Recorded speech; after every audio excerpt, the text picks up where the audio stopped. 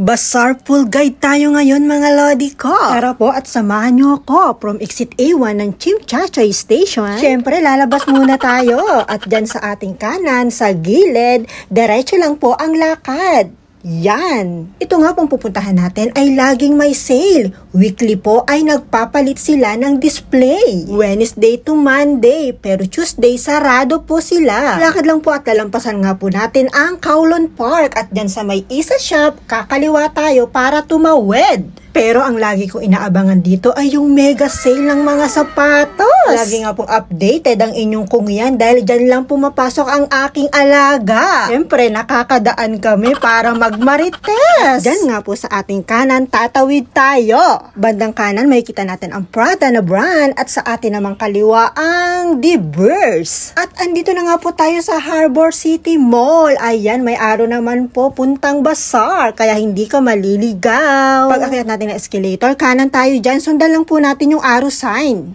Ayan, 5th floor tayo mga lodi ko.